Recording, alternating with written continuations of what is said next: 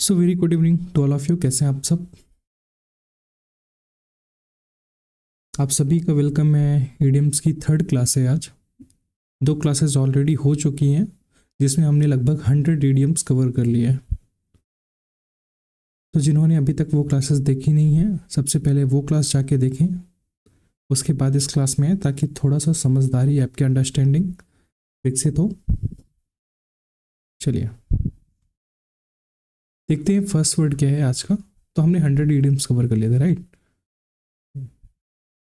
Okay, so this is the first word of today's class. What is at random? At random क्या होता है? At random होता है कोई चीज़ जो है अनियमित तरीके से है। ठीक है, जब एग्जाम्पल अपन देखेंगे तो वैसे समझ में आ जाएगा। शी चूज अ बुक, उसने क्या किया? बुक चूज किया। कहाँ से? लाइब्रेरी से, लाइब्रेरी शेल्फ से, है ना। लाइब्रेरी में शेल्फ जो अलमारियाँ बनी रहती हैं वहाँ से उसने कोई भी रैंडम बुक चूज कर ली। ठीक है, कोई भी रैंडम बुक चूज कर ली, not knowing what to read. ठीक है, उसे नहीं पता था कि उसे क्या पढ़ना है, कोई भी बुक जो है चूज कर ली। ठीक है, अब इसका मतलब क्या हुआ? इसका मतलब हुआ कि जो बुक थी वो तो कोई पर्टिकुलर ऑर्डर पे तो रखी नहीं रही होंगी। ठीक है, उसने कोई भी बुक उठा ली। यानी अगर कोई बुक पर्टिकुलर ऑर्डर से रखी होती तो वो चूज करती जो उसे पढ़ना होता, बट उसने कुछ भी उठा लिया। तो ऐसी चीज जो पर्टिकुलर ऑर्डर नहीं है किसी चीज का, उसे बोलते हैं at random. Not in a particular order, not particular order. ठीक है, इसे बोलते हैं एट रैंडम। नेक्स्ट वर्ड है एट सी। एट सी क्या होता है?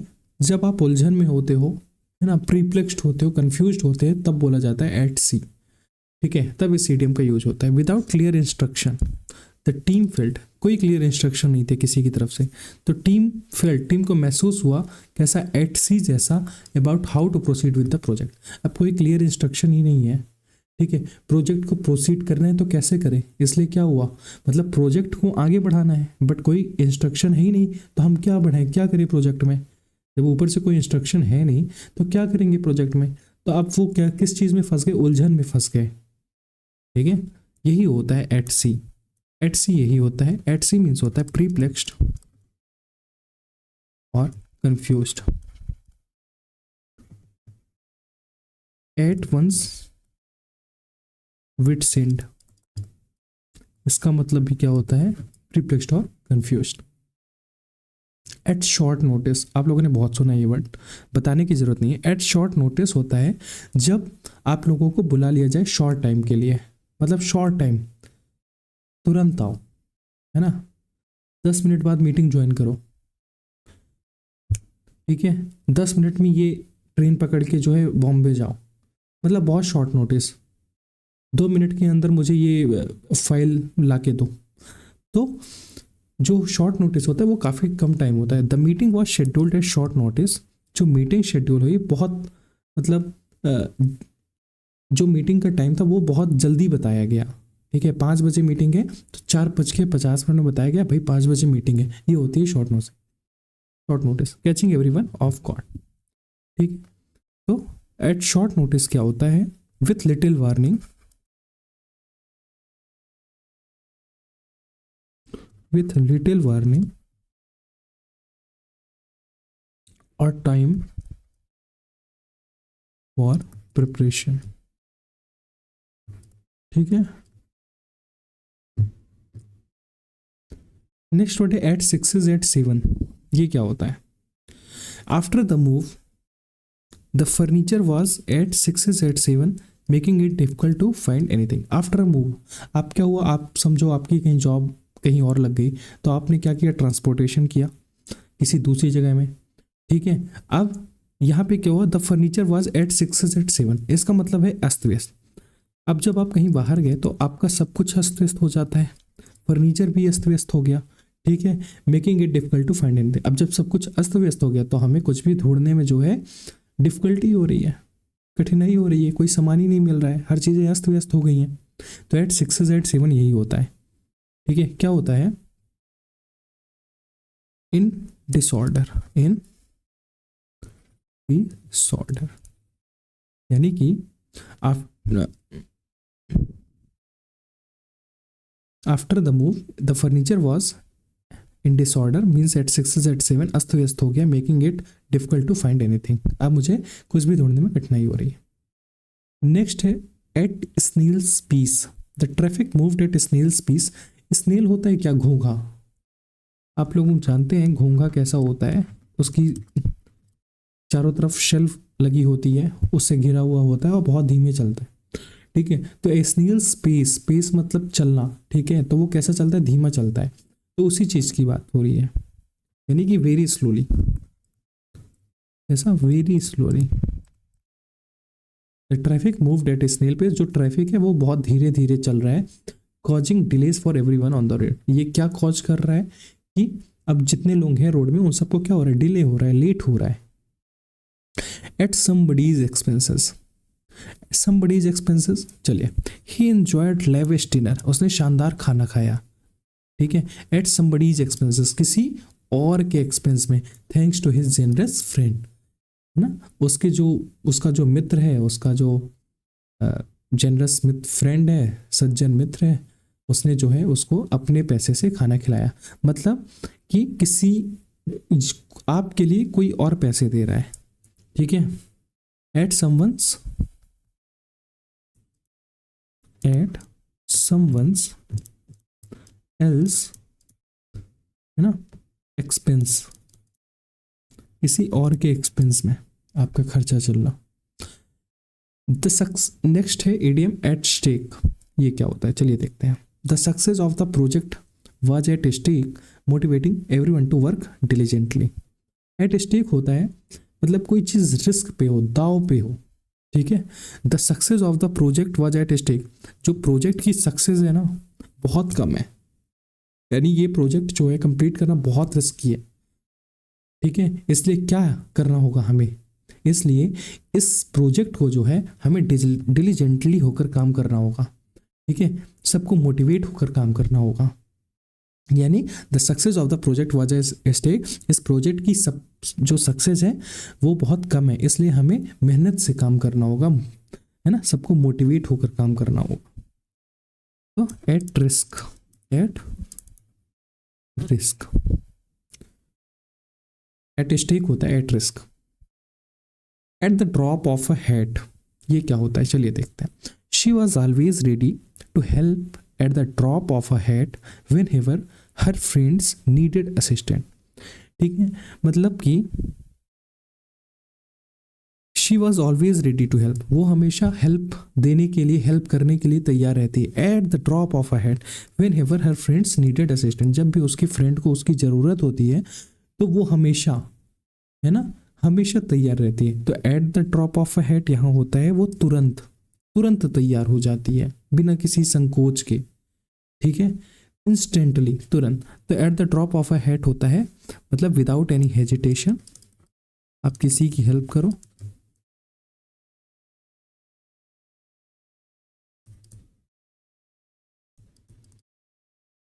या फिर बोल सकते हैं इंस्टेंटली, इंस्टेंटली किसी की मदद करो। ठीक है, at the drop of at, तो हमने अभी क्या क्या पढ़ा? एट स्नेल्स पेस होता है वेरी स्लोली, समबडीज एक्सपेंस मतलब at someone's else expense, at stake, at risk, और at the drop of at without any hesitation, instantly. ठीक है, चलिए। At the 11th hour, they completed the assignment at the 11th hour just before the deadline, मतलब कि उसने जो है अपना असाइनमेंट कंप्लीट किया at the 11th hour just before the deadline. अब ये बताओ, डेडलाइन है, ठीक है, सपोज 12 बजे की डेडलाइन है, आप 11 बजे कर रहे हो सबमिशन अपना प्रोजेक्ट का, यानी कब कर रहे हो? एकदम अंतिम क्षणों में, अंतिम समय में। तो एट द 11th आवर यही होता है, यानी कि एकदम अंतिम समय में, at the last moment, eight the last moment. ठीक है, चलिए। Next idiom eight the first blush, ये क्या होता है? At the first blush the idea seemed promising, है ना, but further analysis revealed its flaws. जब मैंने एट द फर्स्ट प्लस, अभी इसको अपन छोड़ते हैं, इसको छोड़ते हैं। द आइडिया सीन प्रॉमिसिंग, जो आइडिया मुझे दिखा है ना, मिला, वो कैसा लग रहा है, वो प्रॉमिसिंग प्रॉमिसिंग लग रहा है, अच्छा लग रहा है। बट जब मैं उसका बाद में एनालिसिस किया ना, उसमें कई तरह के फ्लॉज दिखाई दिए। ठीक है, मतलब इसका क्या हुआ, जब मैंने पहली नज़र में देखा एट द फर्स्ट ब्लश, मुझे ये आइडिया जो आपने दिया ये तो प्रॉमिसिंग लगा, बट जब मैंने इस पर वर्क किया, इस पर एनालिसिस किया, तब मुझे इसमें कुछ फ्लॉज दिखाई दिए। आ रहा है आप लोगों को समझ में? तो एट द फर्स्ट ब्लश होता है at first sight, at first sight, ठीक है, पहली नजर में। चलिए नेक्स्ट इडियम क्या है? अच्छा, फ्लॉज होता है कमियां, ठीक है, फ्लॉज होता है कमियां। At the top of one's lungs, he shouted at the top of his lungs to get everyone's attention. उसने क्या किया, चिल्लाया, ताकि क्या हो, सबको अटेंशन हो, ताकि सब, मतलब सब कोई मेरी मुझे अटेंशन दे, मतलब मैंने चिल्लाया ताकि मुझे अटेंशन मिले। तो उसने क्या किया, at the top of his lungs, मतलब कि जोर से चिल्लाया, ठीक है, मतलब जोर से चिल्लाया। At the top of one's lungs होता है मतलब पूरी जी जान लगा के चिल्लाना। आ रहे हैं समझ में? इसका मतलब होता है एक्सट्रीम लाउडली, एक्सट्रीमली लाउडली, ठीक है, extremely loudly at the top of one's lungs. At the top of three, चलिए ये देखते हैं क्या होता है। She excelled in all her subjects and was at the top of three in her class. ठीक है, उसने क्या किया, हर सब्जेक्ट में जो है एक्सेल एक्सेल किया, मतलब सबसे ज्यादा मार्क्स लाया, ठीक है, and was at the top of three in her class, और उसकी क्लास में जो है उसने टॉप ऑफ थ्री किया। टॉप ऑफ थ्री यहाँ पे मतलब है उसने अपनी क्लास में जो है सर्वोच्च स्थान पाया, श्रेष्ठ स्थान पाया, फर्स्ट रैंक पाई। तो eight the top of three होता है कि जो भी काम आप कर रहे हो उसमें आप सबसे शीर्ष पर हो, उसमें आप सबसे ऊंचे हो। आप अगर नौकरी कर रहे हो तो उस जिस नौकरी को आप कर रहे हो उसमें जो सबसे ऊंचा पद है, गूगल में नौकरी कर रहे हो तो सीईओ हो, टीच स्कूल लाइन में हो तो आप डायरेक्टर हो, मतलब सबसे ऊंचा पद, ठीक है। अगर एसएससी का एग्जाम है तो फर्स्ट रैंक AIR 1, तो वो होता है at the top of tree, यानी सबसे ऊंचा स्थान, eight the top most position, ठीक है ना, ऑफ वंस प्रोफेशन। सही बात है कि नहीं? चलिए, होप सो आप लोग रिवीजन कर रहे होंगे पुराने लेक्चर्स का। पुराने लेक्चर भी इसी तरह इंटरेस्टिंग थे, और बिना टाइम गवाए हम लोग जो है विदाउट टाइम वेस्टिंग के सारे जो है ईडियम्स जो है और वन वर्ड सब्सटीट्यूशन की जो सीरीज है उसमें काम कर रहे हैं। और होप सो ये 15 से 20 दिन चलेगा, और लगभग हम कंप्लीट वन वर्ड सब्सटीट्यूशन और जो है ईडियम्स अपना कंप्लीट कर लेंगे।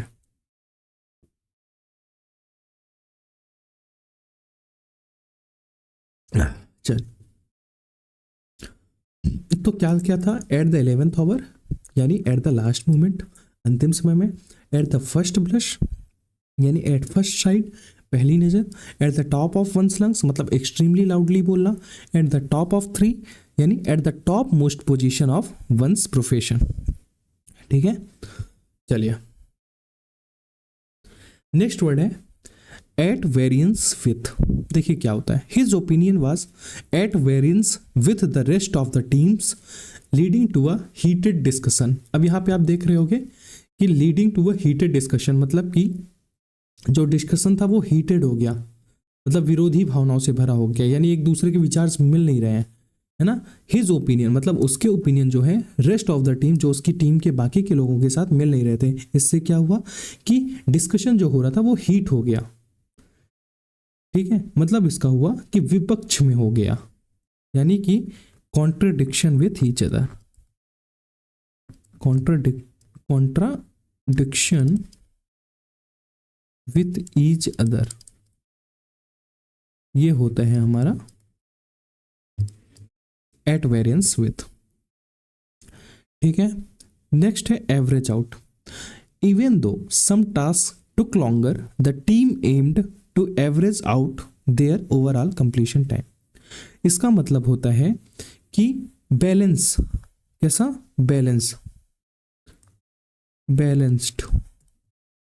देखो यहां पे क्या हुआ, even though some task took longer, अब सपोज 50 टास्क थे जिसमें 5 टास्क में लंबा समय गया, उस पर लंबा काम चला, और 45 टास्क क्या हुआ, वो नॉर्मल थे, है ना, वो ज़्यादा टाइम नहीं लेना था उनको, बट इनमें बहुत टाइम लग गया, है ना। तो यहाँ पे क्या हुआ, even though some task took longer, ये 5 टास्क भाई इसमें काफ़ी टाइम लगा, but the team aim to average out, team ने क्या किया, बैलेंस किया बाकी के 45 टास्क को, कि जो हमारा प्रोजेक्ट है वो, जो कंप्लीशन टाइम है, जो हमारा डेडलाइन है, उसमें पूर्ण हो जाए। तो इसे क्या बोलते हैं, balance, to produce a result that is even and balanced when looked at over a period of time, है ना। अगर लंबे समय की बात करें तो जो रिजल्ट हो वो कैसा हो, बैलेंस्ड हो। ठीक है। नेक्स्ट है एप्पल्स एंड ऑरेंजेस। ठीक है, एप्पल्स एंड ऑरेंजेस क्या होता है, जो होती हैं दो अलग चीजें। Comparing those two cars is like comparing apples and oranges. ये जो दो कार्स है ना, इनको कंपेयर करना, सपोज BMW हो गई और अल्टो हो गई, ठीक है। अब इन दोनों कारों को आप कंपेयर करोगे ना, तो कोई मतलब निकलेगा क्या, क्योंकि ये जो है दोनों जो है डिफरेंट पर्पज सर्व करती हैं। कैसा पर्पज सर्व करती हैं, डिफरेंट पर्पज सर्व करती हैं, इसलिए इनका कंपेयर करने का कोई मतलब नहीं है। वही चीज कही गई है कि compare those two cars is like comparing apples and oranges, मतलब कि टू अनलाइक थिंग्स, है ना, टू अनलाइक थिंग्स और पीपल, मतलब दो अलग अलग चीजें, दो अलग अलग चीजें।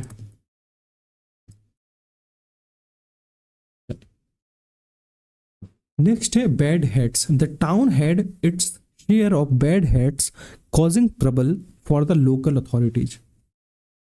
ठीक है, मतलब कि यहाँ पे आपको कुछ समझ में आ रहा है कि the town had its share of bad heads causing trouble for the local authorities. जो लोकल अथॉरिटीज हो रही हैं उनको जो क्या हो रही है, उनको परेशानी हो रही है।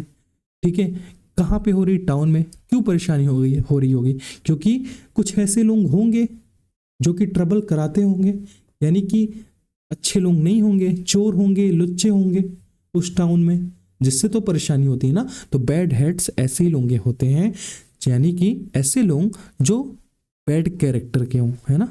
पीपल ऑफ बैड कैरेक्टर्स, बुरे चरित्र के लोग ऐसे लोग होते हैं, बैड हेड्स होते हैं। ठीक है, तो इसमें हमने क्या क्या पढ़ा, एट वेरिएंस विथ क्या होता है, contradiction with each other. Average out क्या होता है, बैलेंस्ड होता है। एप्पल एंड ऑरेंजेस क्या होता है, टू अनलाइक थिंग्स, यानी दो अलग अलग चीजें। और पीपल, बैड हेड्स क्या होता है, पीपल ऑफ बैड कैरेक्टर्स। चलिए नेक्स्ट इडियम है bag and baggage. After the argument हुआ दो लोगों के बीच में, एक में तो होगा नहीं। शी लेफ्ट द हाउस, वो घर छोड़ के चली गई। With bag and baggage never to return, अब वो कभी नहीं आएगी। जब कोई घर छोड़ के जाता है तो कैसे जाता है, अपना बुरिया बिस्तर बांध के जाता है। बैग एंड बैगेज वही चीज है। ठीक है, यानी कि सब कुछ बोरिया बिस्तर बांध के, विथ ऑल बिलोंगिंग्स आप जो है घर छोड़ के चले जाओ। ये होता है bag and baggage. Baker's dozen, ये क्या होता है, चलिए देखते हैं। The baker always give a baker's dozen adding an extra roll to each other. जो बेकर था वो क्या करता था, बेकर्स डजन देता था, और क्या करता था, adding an extra roll to each order, हर ऑर्डर में एक एक्स्ट्रा रोल ऐड कर देता था, यानी कि कुछ फ्री गिफ्ट करता था। राइट, तो बेकर्स डजन यही होता है कि समथिंग टू गिवन फ्री, है ना। 12 के साथ एक एक्स्ट्रा दे देना, डजन मतलब 12, तो 12 के साथ एक एक्स्ट्रा फ्री दे देना, ये चीज होती है बेकर्स डजन। यानी अगर नंबर के टर्म्स की बात की जाए तो 13। बेकर्स डजन हमेशा बोला जाता है 13 नंबर को, याद रखना, ठीक है। Number in 13, 13 in number, something free, something free. Ball in one scored now that the proposal is submitted. अब क्या हुआ, प्रपोजल जो है हमारा जो हमने दिया था वो सबमिट हो चुका है। The ball is the clients court, है ना, हमने क्लाइंट को जो है अपना प्रपोजल दे दिया है। अब ball in the clients court, यानी अब बॉल उनके तरफ है, उनके तरफ है मतलब कि अब डिसीजन उनका है। मैंने तो अपना काम कर दिया, अब डिसीजन उनका है। पसंद आएगा तो वो एक्सेप्ट कर लेंगे, नहीं आएगा तो वो रिजेक्ट कर देंगे, राइट। तो बॉल इन वंस कोर्ट होता है यही कि अपना काम कर देना और अब दूसरी की बारी होना, अब वो बताए भाई, ठीक है। It is up to one, it is up to one, है ना, to make the next move, है ना, यानी कि ये उसके ऊपर है कि उसका मूव क्या है, नेक्स्ट मूव क्या है। नेक्स्ट है बनाना ऑयल, देखते हैं क्या होता है। हिज एक्सप्लेनेशन साउंडेड लाइक बनाना ऑयल लेकिन क्रेडिबिलिटी। जो उसका एक्सप्लेनेशन है ना वो साउंड कर रहा है किसके जैसे, बनाना ऑयल के जैसे, यानी लैकिंग क्रेडिबिलिटी। उसके अंदर कुछ भी क्रेडिबिलिटी नहीं हो, है ना, ऑथेंटिसिटी नहीं है जो भी वो एक्सप्लेन कर रहा है ना, कोई चीज़ ओरिजिनलिटी नहीं है। यार अगर ऑथेंटिसिटी नहीं है, क्रेडिबिलिटी नहीं है तो वो कैसी बात कर रहा होगा, निरर्थक बात कर रहा होगा जिस बात का कोई मतलब नहीं है। तो बनाना ऑयल होता है ऐसी ही बात, कैसी बात, नॉनसेंस वाली बात, नॉनसेंसियल टॉक, ठीक है। होप सो सेशन अच्छा लग रहा हो आपको। अगर सेशन अच्छा लगा तो लाइक जरूर कर दीजिएगा वीडियो को और शेयर करना मत भूलना आप लोग। बैग एंड बैगेज क्या होता है, विथ ऑल बिलोंगिंग्स, बुरिया बिस्तर। बेकर्स डोजन क्या होता है, नंबर इन 13 या समथिंग गिफ्ट, ठीक है। बॉल इन वंस कोर्ट कि भाई आपने अपना काम तो कर लिया है, अब उसका है, उसके अप टू हिम है। बनाना ऑयल क्या होता है, नॉनसेंसियल टॉक्स, निरर्थक बात जिसका कोई मतलब नहीं। Bark is worse than his bite although he seems strict. देखो लगता तो वो स्ट्रिक्ट है but his bark is worse than his bite, he is actually quite friendly. लेकिन वो कैसा है, फ्रेंडली है, ठीक है। वो कैसा है, फ्रेंडली है, मतलब जो आप दिखते हो, जैसा रिएक्ट करते हो ना, है ना, वैसा जो है आपका जो आपका आप दिखाते हो या जो आप दूसरों को लगता है कि आप ऐसे हो, वैसा नहीं होता है, ठीक है। बट इसको यहाँ पे एक ये जो है एग्जाम्पल जो दिया हुआ है वो डायरेक्टली डिफाइन नहीं करता, ये आपको याद करना पड़ेगा, ठीक है। ये आपको याद करना पड़ेगा, अभी से बता रहा हूं। Bark is worse than his bite होता है threat is worse than the action taken, the action taken. देखिए कुछ इडियम्स होते हैं जो कि एग्जाम्पल से नहीं बताए जा सकते, ये भी कुछ हद तक कर रहा है, कुछ हद तक कर रहा है इसको एक्सप्लेन इडियम को, बट डिफिनिट नहीं कर रहा है ना, एकदम एग्जैक्ट नहीं है example. So bark in worse than his bite का मतलब होता है threat is worse than the action taken, यानी कि जो बातें हैं, है ना, वो कृत्य से ज्यादा कष्टदायक होती हैं, ठीक है। जो आप बातें करते हो और जो आप करते हो, है ना, उससे ज्यादा कष्टकारी क्या होता है, आपकी बातें। होप सो आप लोग इसको याद कर देना, ये कोई बहुत तीर नहीं है एक इडियम याद करना, बाकी तो आपको बता ही रहे। नेक्स्ट वर्ड है barking up the wrong tree. इसका मतलब क्या हुआ, if you think I took your pen, अगर तुम्हें लगता है कि मैंने तुम्हारी पेन ली है, you are barking up the wrong tree, नहीं पता क्या है, आई हैवेंट सीन इट, मैंने नहीं देखी है। अगर तुम्हें लगता है कि मैंने तुम्हारी पेन ली है तो एक बात सुनो, मैंने देखी भी नहीं है। तुम ऐसे कैसे बोल सकते हो मैंने तुम्हारी पेन ली, यानी barking up the wrong tree. इसका मतलब क्या हुआ कि तुम गलत जगह कोशिश कर रहे हो मुझसे पूछ के, मैंने तो भाई देखी भी नहीं है, राइट। तो barking up the wrong tree यही होता है कि trying to do something, to do something that will not work. ठीक है, ऐसी जगह कोशिश करना जो कि काम का नहीं है, आपका काम नहीं होगा वहां से। तो barking up the wrong tree यही होता है। नेक्स्ट ईडियम है बैटन डाउन द हैचेज। ये क्या होता है चलिए देखते हैं। द स्टॉर्म वाज अप्रोचिंग ना, जो आधी है, जो तूफान है, वो क्या कर रहा है, अप्रोच कर रहा है। So they had to batten down the hatches, नहीं पता क्या है, एंड सिक्योर एवरीथिंग, और उन्होंने क्या किया, सब कुछ सिक्योर किया। ऐसा कुछ लग रहा है यहाँ पे कि वो तैयार हो रहे हैं, है ना, सिक्योर एवरीथिंग, उन्होंने क्या किया, वो सुरक्षित हो रहे हैं, है ना। यानी कि बैटन डाउन द हैचेस यही होता है कि अब स्टॉर्म जो है, आंधी या तूफान अप्रोच कर रहा है, तो अब हम इस गंभीर संकट के लिए जो है तैयार हो जाए। ठीक है, और उन्होंने तैयारी में क्या शुरू कर दिया है, सिक्योर एवरीथिंग, है ना, अपने आप को सुरक्षित रखना। अपने आप को कैसे रखना, सुरक्षित रखना। ठीक है, हाँ। तो बैटन डाउन द हैचेस क्या होता है, prepare for a difficult situation, कठिन परिस्थिति के लिए तैयार रहना। ठीक, be a dead meat, if you don't submit your report on time you will be a dead meat with the boss. अगर तुम ये रिपोर्ट जो है टाइम में सबमिट नहीं करते हो ना, you will be a dead meat with the boss. तो बॉस के पास तुम्हें जाना पड़ेगा। अब बॉस के पास जाओगे तो क्या, तुम्हारे पास कोई संकट आ गया, है ना, बॉस के पास अगर बात चली जाएगी तो संकट आ जाएगा तुम्हारे ऊपर। तो यही चीज होती है गंभीर संकट में पड़ना, बी अ डेड मीट। ठीक है, to be in serious trouble, to be in serious trouble, ये होता है बी ए डेड मीट।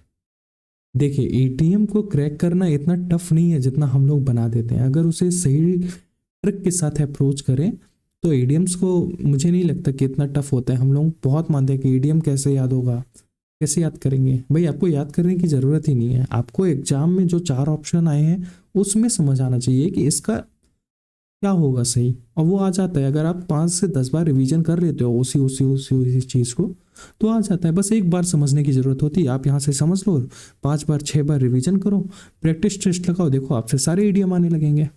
और मैं ये दावे के साथ कह सकता हूँ कि ये जो मेरी पूरी सीरीज है, अगर आप इसके इडियम्स कर लेते हो ध्यान से, अच्छे से समझते हुए, तो आपसे हर एक इडियम क्रैक होने हैं, हर एक इडियम क्रैक होने हैं। चलिए, अगर वीडियो पसंद आ रहा हो तो वीडियो को एक बार लाइक जरूर कर देना। नेक्स्ट है be all one to, it can be all one to me, I don't have a preference. ठीक है, यहाँ पे क्या समझ में आ रहा है, मेरी कोई प्रेफरेंस नहीं, मेरी कोई प्राथमिकता नहीं है, कुछ भी होगा मुझे सब चलेगा, है ना, कुछ भी होगा मुझे सब चलेगा, मेरी कोई जो है प्रेफरेंस नहीं है, मेरी कोई प्राथमिकता नहीं है, मुझे जो मिलेगा वो चलेगा। इसका मतलब क्या हुआ कि कोई फर्क नहीं पड़ता, है ना, मुझे कोई फर्क नहीं पड़ता, जो मिलेगा वो चलेगा। ठीक है, तो बी ऑल वन टू होता है make no difference,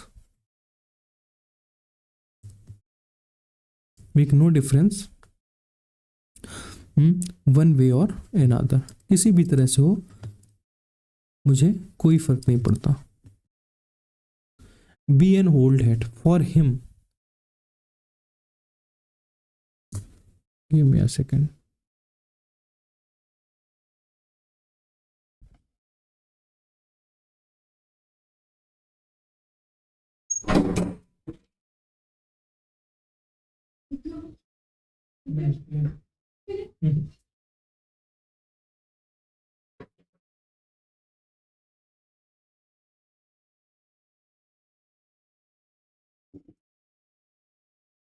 sorry for the,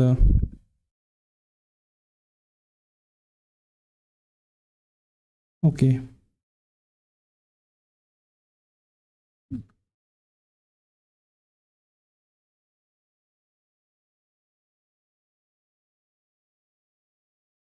चलिए यहाँ तक हो गया था, बी एन ओल्ड हैट, है ना। For him public speaking is an old hat, he has been doing it for years. मतलब कि पब्लिक स्पीकिंग यानी लोगों के सामने बोलना, है ना, वो उसके लिए आसान है, वो ये कई साल से कर रहा है, यही तो हुआ मतलब। तो बी एन ओल्ड हैट होता है कि कई साल से कर रहा है, मतलब कि अब वो उसके लिए आसान हो गई चीज़ और ये बहुत पुरानी हो गई उसके लिए चीज़, है ना। तो बी एन ओल्ड होता है समथिंग लाइक आउटडेटेड, ठीक है। कैसा होता है, बी आउटडेटेड। जब कोई चीज़ बीट आउटडेटेड हो जाती है, अप्रचलित हो जाती है, पुरानी हो जाती है, ठीक है, या उसमें वो इतना महारथी हो जाता है, तो उस चीज़ को बोलते हैं be an old hat, outdated हो गई। नेक्स्ट वर्ड है be born with a silver spoon in the mouth. बहुत यूजेबल, बहुत यूज्ड ईडीएम है ये डेली लाइफ में। Coming from a wealthy life, है ना, धनी परिवार में पैदा होना, ठीक है। ही क्या होता है, अ silver spoon in his mouth, यानी कि ऐसा इंसान जो रिच फैमिली में पैदा हुआ है, यानी कि अपने मुंह में ही सिल्वर स्पून लेके पैदा हुआ था वो। बी बॉर्न, है ना, in a rich family, rich family. चलिए नेक्स्ट है be down with. She is be down with the flu and couldn't attend the meeting.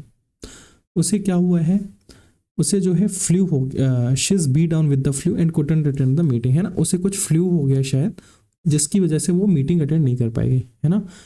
तो बी डाउन होता है, be down with the flu मतलब suffering from flu, है ना, उसे flu हो गया है, यानी फ्लू से वो क्या कर रही है, सफर कर रही है।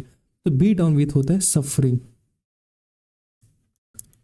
सफरिंग फ्रॉम, कहते हैं ना suffering from fever since last night, यानी पीड़ित हो गई है, ठीक है। आगे समझ में, she is suffering from the flu and couldn't attend the meeting. तो बी डाउन विथ होता है suffering from, be born with a silver spoon in the mouth होता है be born in a rich family, be an old hat होता है outdated, and be all one मतलब कि कोई फर्क नहीं पड़ता, कुछ भी कर दो, make no difference one way और अनदर।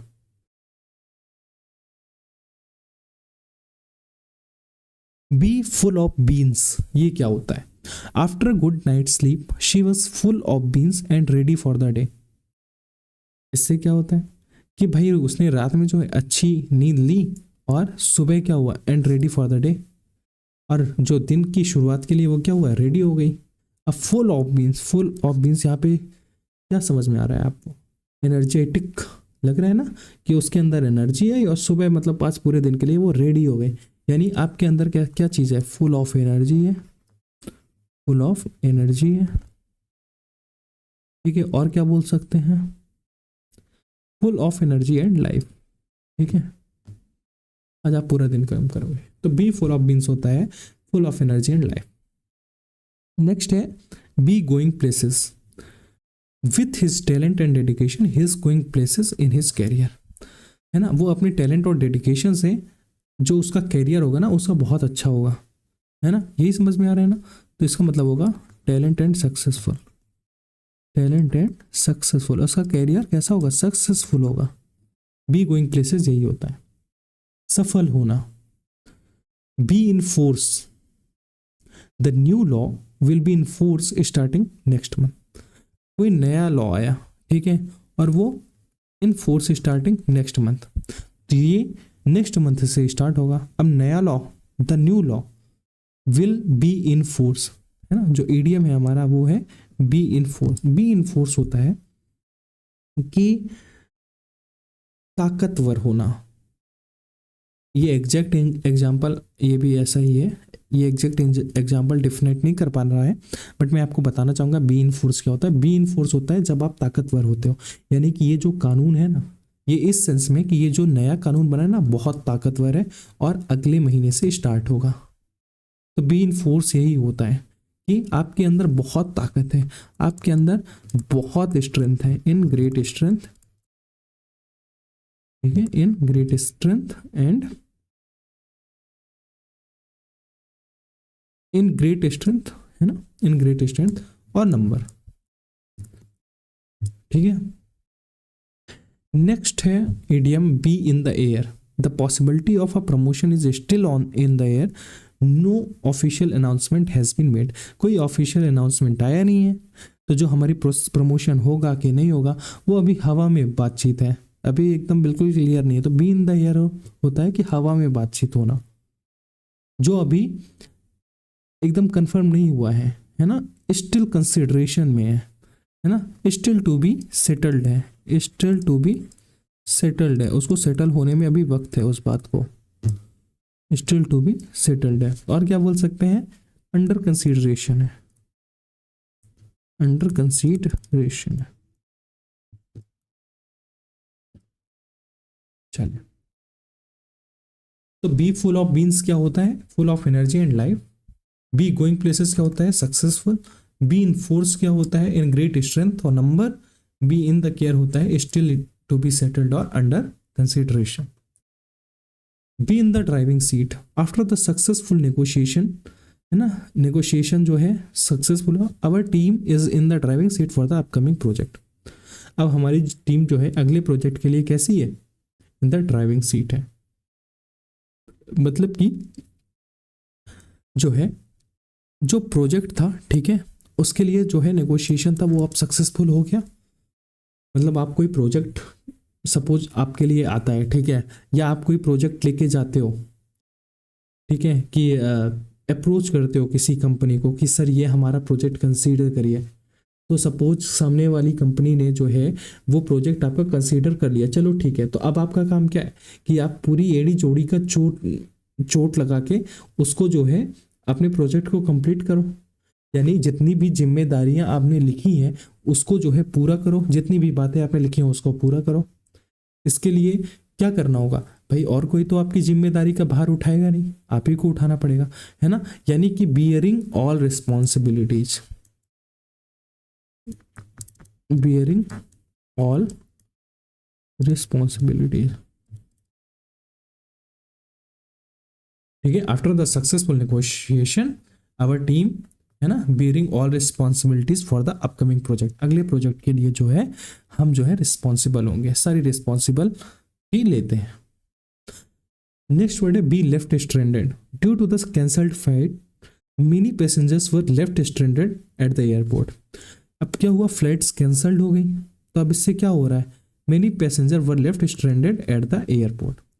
तो एयरपोर्ट में पैसेंजर्स को कुछ करना पड़ा। इसका मतलब होता है many passengers were left stranded at the airport. अब ये बताओ, पैसेंजर्स एयर फ्लाइट कैंसिल हो गई तो एयरपोर्ट पर पैसेंजर क्या करेंगे, है ना घर जा सकते हैं, बाहर तो जाना ही है, ठीक है, ऐसा नहीं है घर नहीं जा सकते, मतलब जहां आप जा रहे हो वहां तो जाना ही है, ठीक है। आपने टिकट बुक की, सब कुछ किया, बट लास्ट में फ्लाइट कैंसिल हो गई, तो आप कैसे पड़ गए, मतलब संकट में पड़ गए वहां पे, ठीक है, पड़ गए ना, अभावग्रस्त हो गए, असहाय हो गए ना। तो बी लेफ्ट स्ट्रैंडेड ऐसा ही कुछ होता है, जब आप संकट में पड़ जाते हो, हेल्पलेस महसूस करते हो, लेफ्ट हेल्पलेस फील करते हो, तो उसे बोलते हैं बी लेफ्ट स्ट्रैंडेड।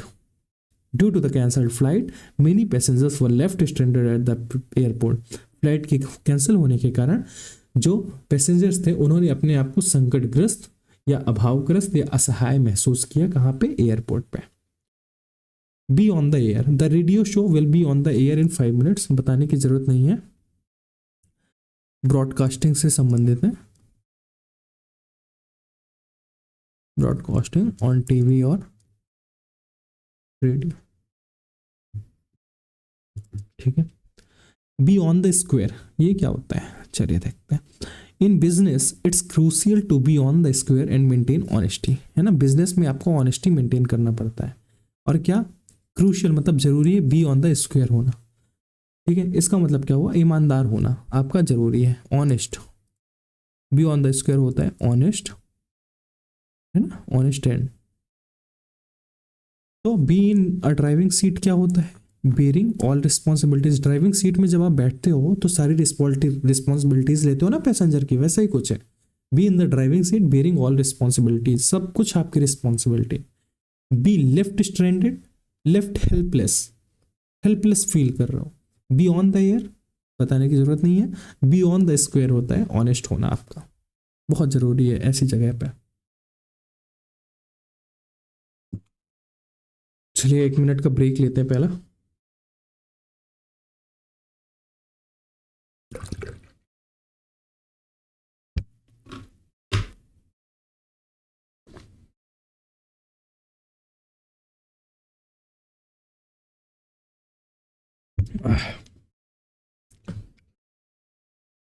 ओके, चलिए वापस आ जाइए।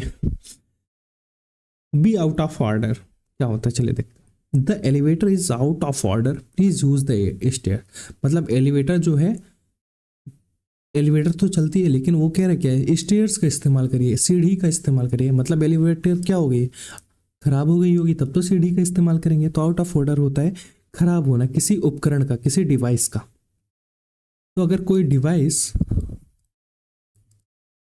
नॉट वर्किंग मोड में है, यानी काम नहीं कर रही है, तो उसको क्या बोलेंगे, out of order. B pushing up the daisies, ठीक है। एक काम करते हैं, ये जो ईडीएम है इसको अपन बाद में डिस्कस करते हैं क्लास के लास्ट में, ठीक है। एक्चुअली इसमें कोई दिक्कत है वो मैं आपको बाद में बताऊंगा। नेक्स्ट ईडीएम है be under no illusion. Let's be under no illusions about the challenges ahead, it's going to be tough, ठीक है। मतलब कि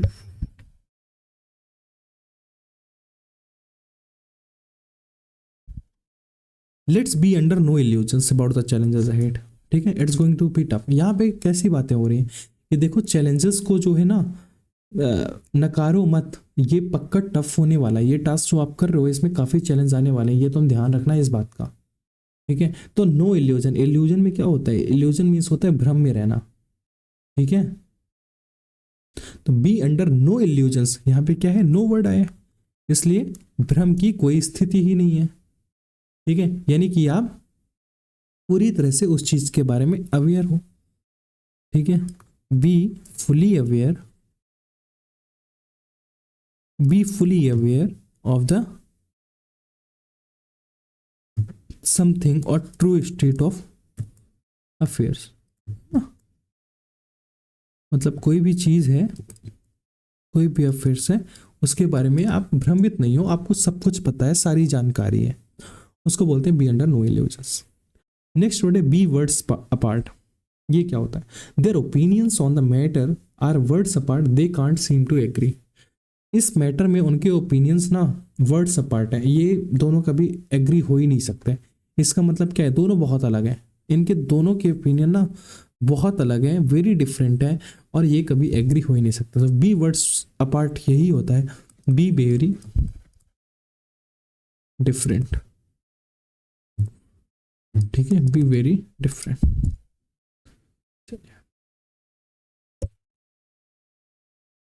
नेक्स्ट ईडीएम है bear down, bear the brunt of the coastal areas, bore down. चलिए ये भी एक ऐसा ईडीएम है जिसको हम बाद में डिस्कस करेंगे, बाद में बताऊंगा क्या दिक्कत है, ठीक है, बाद में डिस्कस करते हैं। बियर एक्चुअली क्या बात ये है कि ये दोनों जो है अलग अलग ईडीएम है, बियर डाउन अलग है और बियर द ब्रंट ऑफ अलग है, इनको हम बाद में डिस्कस करते हैं, ठीक है। बियर अप विथ क्या होता है, despite the difficulties she continue to bear up with a positive attitude. कई सारी डिफिकल्टीज आई, इसके बावजूद उसने क्या किया, कंटिन्यू किया, अपने पॉजिटिव एटीट्यूड के साथ इसी काम को कंटिन्यू किया। इसका मतलब क्या हुआ कि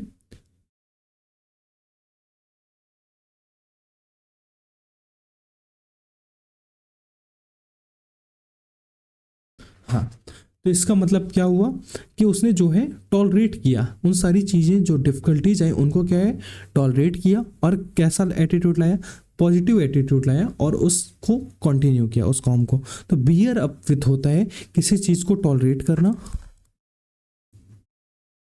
किसी चीज़ को इंड्योर करना,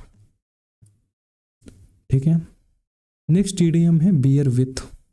तो बियर अप विथ, यहाँ पे थोड़ा सा आप लोगों को जो है, ये बियर से 4 ईडियम आते हैं, beer down, bear the brunt of, beer up with और बियर विथ। तो इनको आपको याद रखना पड़ेगा एक बार। तो बियर अप विथ होता है टॉलरेट और इंड्योर। अब बियर विथ क्या होता है?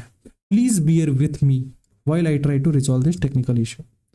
जब तक मैं इस टेक्निकल जो इशू आया है उसको रिजॉल्व, यानी है ना, ये जो चीज़ें पजल्ड हैं उसको मैं रिजॉल्व नहीं कर देता, इस टेक्निकल इशू जो आया है उसको मैं ख़त्म नहीं कर देता, तब तक एक काम करो, प्लीज़ बियर विथ मी, थोड़ा सा मुझ पर, क्या बोलते हैं उसको, I am not getting the, थोड़ा सा मुझ पर जो है विश्वास करो, मतलब थोड़ा सा पेशेंस बनाए रखो, है ना, मेरे साथ थोड़ा सा पेशेंस बनाए रखो, मैं इस काम को कर लूँगा, थोड़ा सा वेट करो, है पेशेंस विथ मी, है ना, धैर्य रखना। Beer with, beer up with क्या होता है? टॉलरेट या इंड्योर करना। बीट अबाउट द बश, है ना, इसको आप ऐसा कर सकते हो, गुड सेंस, किसी चीज को टॉलरेट करना ये भी हो जाता है, बट यहाँ पे good sense. Beat about the bush instead of beating about the bush, get straight to the point. यहाँ से आपको कुछ समझ में आ रहा होगा, गेट स्ट्रेट द पॉइंट, जो पॉइंट है वो बताओ, सीधा स्ट्रेट आओ। आप लोग बोलते हैं भाई इधर उधर की बातें मत कर, सीधा स्ट्रेट आ, जो बोलना है बोल, तो वही चीज होती है बीट अबाउट द बश, इधर उधर की बातें जो है करने वाला, यानी to talk in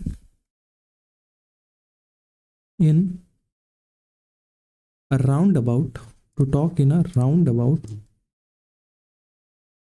talk in a roundabout manner, है ना, घुमा फिरा कर बातें करने वाला, या फिर एक वर्ड होता है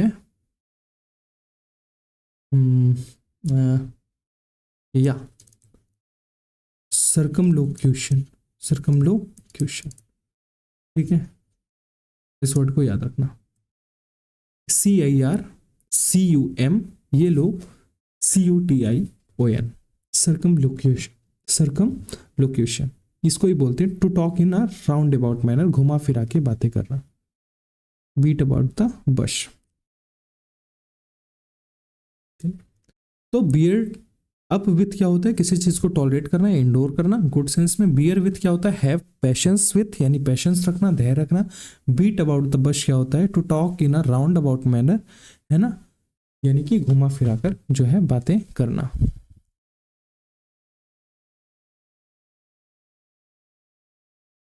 बेस्ट हॉलो, बीट हॉलो, इसका मतलब क्या होता है? His skills beat hers hollow in the chess tournament, जो उसकी स्किल्स थी उसकी वजह से क्या हुआ, जो है चेस टूर्नामेंट में उसको बीट कर दिया।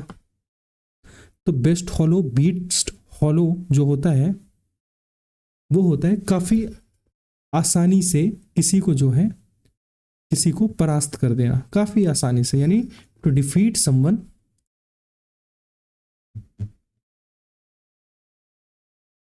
वेरी इजिली, किसी को बड़ी आसानी से समाप्त कर देना, ठीक है। नेक्स्ट वर्ड है bed of roses. Starting a business is not a bed of roses, it comes with its challenge, है ना, किसी बिजनेस को जो है स्टार्ट करना, है ना, not a bed of roses, कोई मतलब ऐसा खेल नहीं है ना, इसमें क्या है, चैलेंजेस बहुत आते हैं, इसमें क्या है, चैलेंजेस बहुत आते हैं। बेड ऑफ रोजेस होता है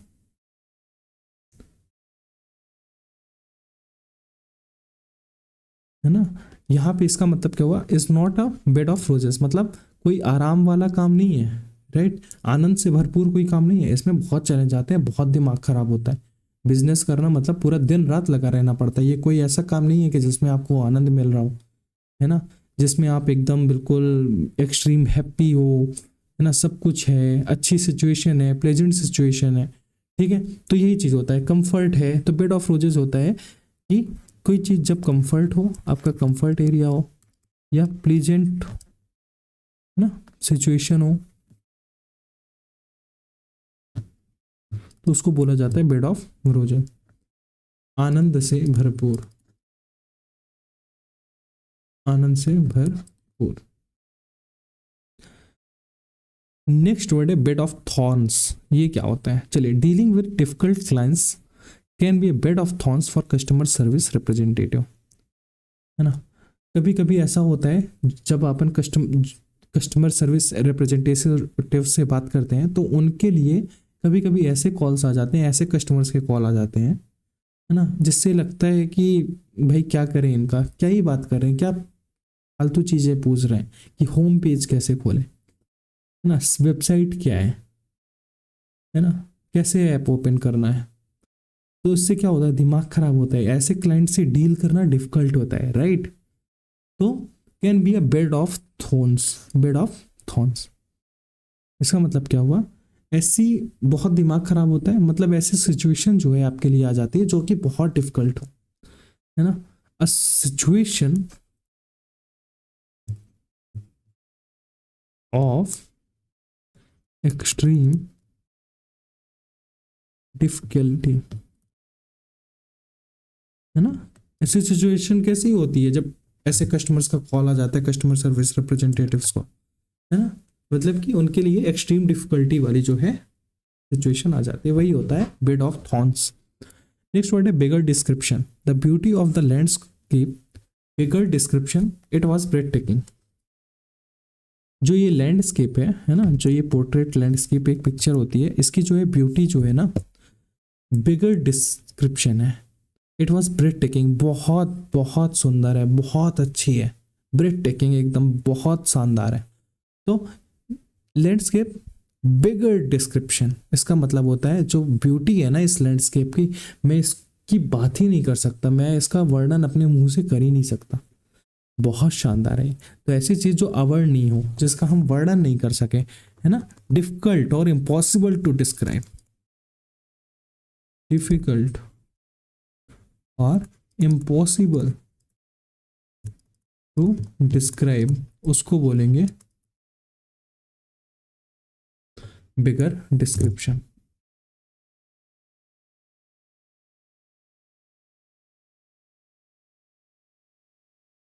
नेक्स्ट वर्ड है बिहाइंड द सीन, बताने की जरूरत नहीं है, जो बिहाइंड द सीन होता है यानी पीछे से, है ना, पीछे से यानी रहस्यमय तरीके से, सीक्रेटली क्या होता है ना। मतलब कि अपन मूवी देख रहे हैं लेकिन बिहाइंड द सीन उसके कौन काम हो रहा है, हमें तो सिर्फ एक्टर दिख रहे होते हैं, लेकिन पीछे से काम तो कौन कर रहा होता है, बहुत लोग कर रहे होते हैं, हजारों लोग कर रहे होते हैं, है ना। डांस तो एक्टर कर रहा होता है बट उनको सिखाता कौन है, कोरियोग्राफर। तो कोरियोग्राफर तो पीछे रहता है, वो तो कभी पर्दे में आता नहीं है। गाना तो एक्टर एक्ट्रेस गा रहे हैं, बट सिंगर, गाना तो वैसे रियल में सिंगर गाता है। तो वो लोग जो है स्पॉटलाइट से हमेशा पीछे रहते हैं, तो ऐसे लोग होते हैं बिहाइंड द सीन, जो असली काम करते हैं, है ना, जो असली काम करते हैं वो होते हैं बिहाइंड द सीन, जो पीछे काम होता है कुल मिला के, है ना, स्पॉटलाइट से ये लोग दूर रहते हैं, तो होता है बिहाइंड द सीन। चलिए कुछ वर्ड्स हमने जो है, कुछ इडियम्स जो है हमने छोड़ रखे, उनको एक बार देख चेक कर लेते हैं कौन कौन से थे, ठीक है।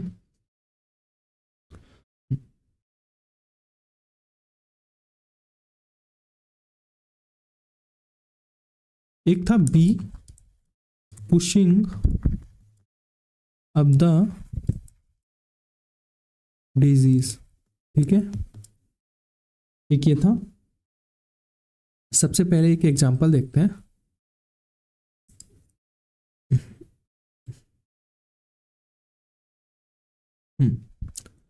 सबसे पहले एक एग्जांपल देखते हैं। Despite the rumours of,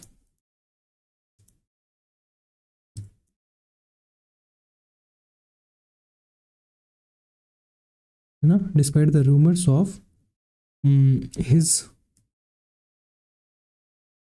demise, DEMISE,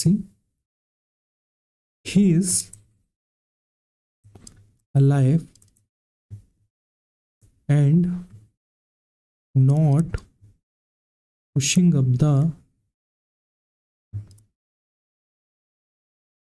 not pushing up the disease as some had mistakenly, some had mistakenly believed, ठीक है। सबसे पहले जानो B pushing up the disease का क्या मतलब होता है, इसका मतलब होता है डेथ। कोई व्यक्ति जब मर जाता है तो ये ईडीएम यूज होता है, B pushing up the disease despite the rumours of his demise, है ना, ये जो रूमर्स हो रहे हैं ना कि वो मर चुका है, डिमाइज हो चुका है, मर चुका है ना, ही इज अलाइव, वो जिंदा है, and not pushing up the disease, और ये जो मरने की बात है ना उसको मत फैलाओ। तो पुशिंग अप डिजीज क्या होता है, मरना, जो मरना है या मरने की बात हो रही है उसको मत फैलाओ। As some had mistakenly believe, है ना, क्योंकि कुछ लोग ये सच का समझेंगे कि वो हाँ सच में मर चुका है। ठीक है, तो समझ में आ गया। B pushing up the disease क्या होता है, डेड, टू बी डेड। और क्या था वर्ड, और था ना शायद एक वर्ड और था,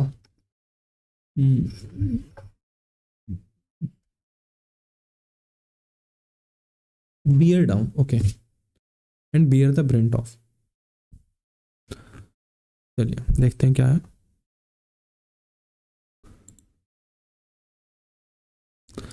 एक है बियर डाउन और एक क्या था, बियर द ब्रंट ऑफ, है ना।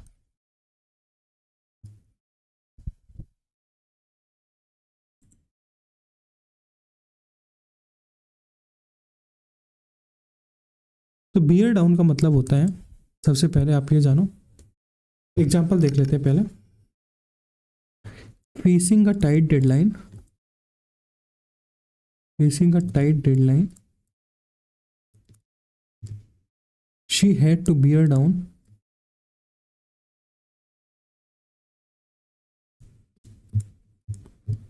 she had to bear down and focus on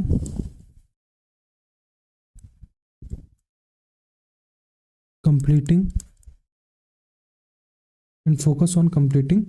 the project efficiency।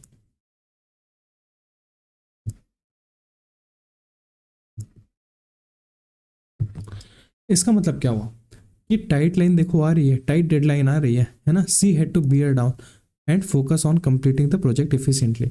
मतलब उसे अब क्या करना होगा, अपने जो प्रोजेक्ट को है ना वो कैसा कंप्लीट करना होगा, है ना, मतलब एफिशिएंटली के साथ, मतलब तेज गति से जो है उसको जो है अपना जो है प्रोजेक्ट कंप्लीट करना होगा, क्योंकि टाइट डेडलाइन है ना, डेडलाइन नियर, ये भी बोल सकते तो, है ना। तो इसका एक मतलब होता है, अगर बोलूं मैं तो, जो इसकी रियल मीनिंग होती है वो होती है,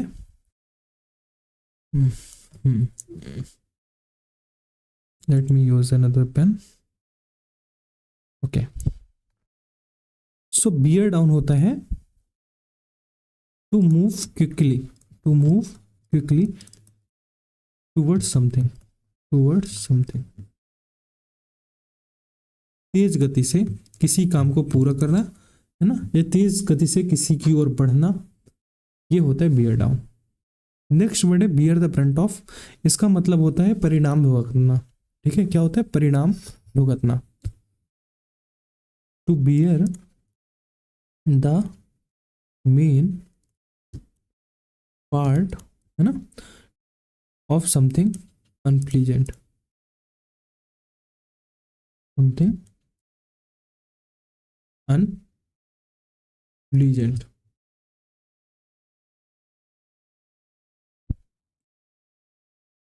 एग्जाम्पल देखते हैं। During the economic,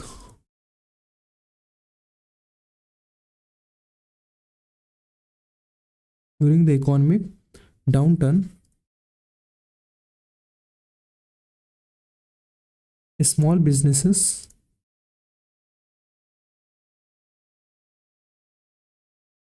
often bear the brunt of financial challenges,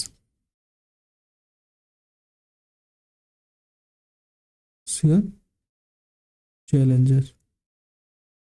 ठीक है, तो जब इकोनॉमिक डाउन टर्न हुआ, यानी कि जो हमारी इकोनॉमिक क्या बोलते हैं उसको, में गिरावट आई, ठीक है, हमारी अर्थव्यवस्था में गिरावट आई, तो स्मॉल बिजनेसेस को इसमें सबसे ज़्यादा नुकसान भुगतना पड़ा, उनके लिए ये सबसे ज़्यादा बुरा साबित हुआ। तो बियर द ब्रंट ऑफ होता है कि परिणाम भुगतना, to bear the main part of something unpleasant, जो अनप्लीजेंट हो यानी कि आपके हक में ना हो, वो परिणाम भुगतना।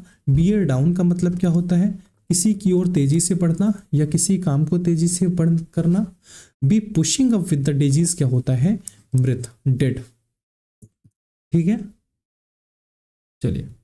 सो आज का सेशन यही खत्म करते हैं। आज हमने लगभग फिर से 50 वर्ड्स जो है कवर किए हैं और नेक्स्ट क्लास में बाकी के वर्ड्स देखेंगे। होप सो आप लोगों को सभी को समझ में आ रहा होगा।